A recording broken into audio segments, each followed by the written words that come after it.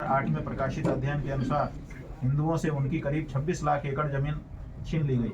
2008 तक 26 लाख एकड़ जमीन उनकी छीन ली गई। ये बात वहीं का एक मुस्लिम विद्वान अपने अध्ययन में निरूपित करता है। हिंदुओं को काफिर कहकर अपमानित किया जाता है। हत्या और लूट की शिकायत करने पर पुलिस कोई कार्यवाही नहीं करती, उल्टे शिकायतकर्ता हिंदुओं को ही धमकाती है। इस प्रकार हिंदुओं पर दो तरफा मार है। हिंदुओं के पास ऐसी स्थिति में अपनी दुर्दशा पर आंसू बहाने के अलावा कोई उपाय नहीं है। यही कारण है कि बांग्लादेश में पिछले 25 सालों में कम से कम 30 लाख बांग्लादेशी हिंदुओं को कत्लेआम कर दिया गया। कब्जे के कारण अकूत जमीन मुसलमानों के पास आ गई है। भारत में हर राजनीतिक दल को मुसलमानों की चिंता है, क्योंकि उनके पास वोट की ताकत है, पर बांग्लादेश में हिंदुओं के साथ कोई खड़ा होने के लिए तैयार नहीं है। भारत में कोई राजनीतिक दल बांग्लादेश के हिंदुओं की दुर्दशा पर बोलने के लिए तैयार नहीं है, जबकि फिलिस्तीन और यूक्रेन पर सभी काफी मुखर हैं।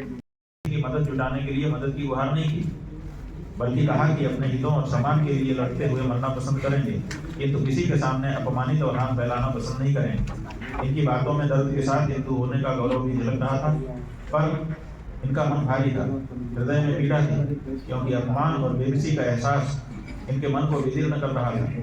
बांग्लादेश में चिन्मय दास प्रभु, इस्कॉन के संत, जिन्हें अब इस्कॉन ने अपने संगठन से निकाल दिया है, उनके जेल जाने की बात भी उठी, जिसके केस की अगली सुनवाई 2 जनवरी 2025 को है। हमने पूरे ध्यान से बांग्लादेशी हिंदू प्रतिनिधिमंडल जो यहाँ पर उपस्थित हैं, इनकी बातें गंगा जी की धार के मध्य गंगा जी की गोद में पूरे मनोयोग से शांतिपूर्वक सुनी और इनसे ही परिस्थिति से निकलने का उपाय पूछा, क्योंकि इन लोगों ने सोचा होगा कुछ। तब उन्होंने कहा कि वह लोग शंकराचार्य पीठ के शरणागत हैं। इन्होंने कहा कि हम हिंदू होने और धार्मिक होने के कारण ही सताए जा रहे हैं, और हिंदू धर्म के आप शंकराचार्य सर्वोच्च धर्माचार्य हैं, हमारे धार्मिक अभिभावक हैं। आपको हमने अपनी परिस्थिति बता दी है और हमारे बचने हेतु हमारी क्या मांगे हैं, यह भी आपके समक्ष अपील के माध्यम से, ये जो अपील है इसके माध्यम से रख दिया है। जो ये जिहादी मानसिकता है, उसके कारण जो हिंदुओं को परेशानी शुरू हुई है, उसके बारे में भी अगर हमको निराकरण निकालना है तो भी जरूरी है कि हम इनकी पीड़ा के साथ अपने आप को जोड़ें, ताकि वही पीड़ा यहाँ पर हमको कल को होने वाली है, अभी से उसका निराकरण हो जाए और हम उस पीड़ा में उस स्तर तक ना पहुँचे। I live outside Bangladesh because Bangladesh is not safe for any women, any Hindu women, any Hindu girls.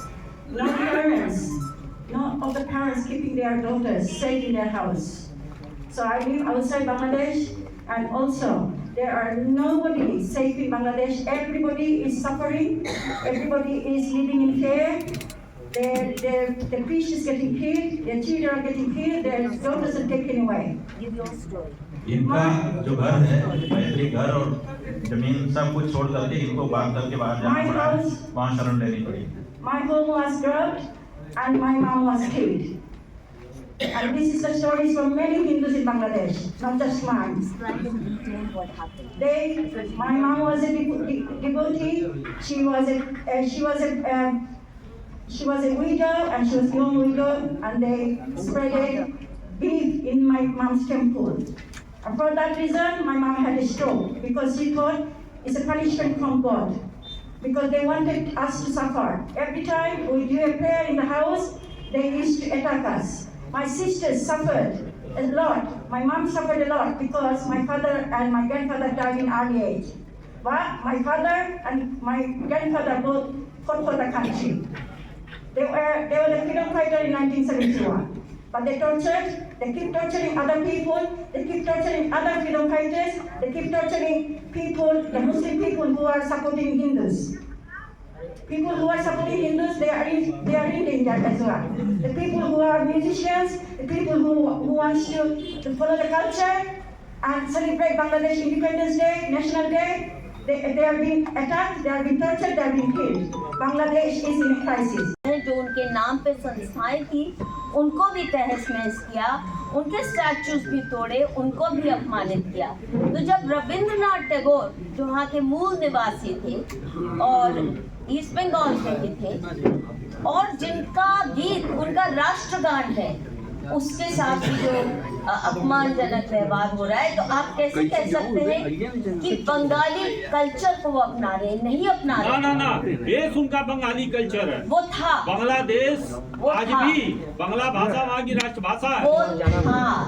और जिस तेजी से इस्लामीकरण का कट्टर रूप वहाँ और मजबूत हुआ है पाकिस्तान से अलग होने के बाद, अलग हुए भाषा के आधार पे, इसमें दो राय नहीं है, लेकिन वहाँ पे इस्लामीकरण और तेजी से मजबूत हुआ। और ये मत भूलिए कि शेख मुजीबुर रहमान, जिनको हमने बहुत लिबरल चोगा पहना दिया था, लेकिन जो 1947 पे जो किलिंग्स थी नावखली में, जो पार्टीशन मूवमेंट थी उस वक्त, वो उनके लीडर्स में थे, वो पार्टीशन के विरोध में नहीं थे।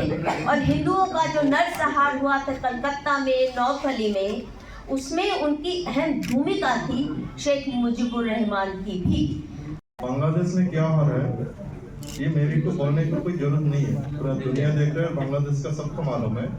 जिसके जिंदा उदाहरण यही है, आज तक हमारा चिन्मय महाराज जेल में बंद है और उनका नाम में हजारों और निर्दोष हिंदुओं को बांग्लादेश का अभी जो, मैं तो सरकार नहीं कहेगा, जो हिंदू को बांग्लादेश से भगाने के लिए जो उसका एजेंडा है उसका सफल करने के लिए उनका आदेश में हजारों हिंदुओं को जेल में बंद करके रखा और झूठा केस डाल के सबको घर से बाहर कर दिया। ऐसे बहुत एरिया है, चाहे वो रामपुर हो, चिटागंग हो और दूसरे एरिया में भी, जहाँ से बांग्लादेश में पुलिस का बड़ा ऑफिसर जिसका नाम है, कोई भी एलिगेशन नहीं है उनका कोई गलत है, ऐसा भी बड़ा ऑफिसर को भी उन्होंने निकाल दिया जिसका नाम है कोई शिकायत नहीं है।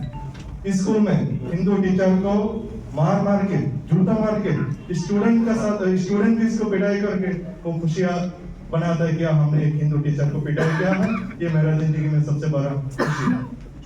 तो और उन्होंने तो खुला सड़क में मिसिल दे रहे हैं, जुलूस निकाल रहे हैं, क्या ये इस्कॉन को पकड़ो, हिंदू को पकड़ो और उसको जिंदा जबाई करो।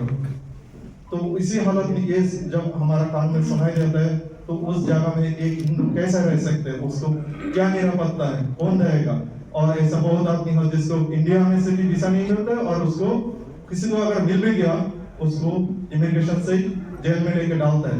एक हमारा हिंदू जो जर्नलिस्ट था सैमुअल दत्त, उनको उन्होंने इमिग्रेशन से पकड़ के जेल में डाल के रखा, मेरे हिसाब से वो आज भी जेल में बंद है।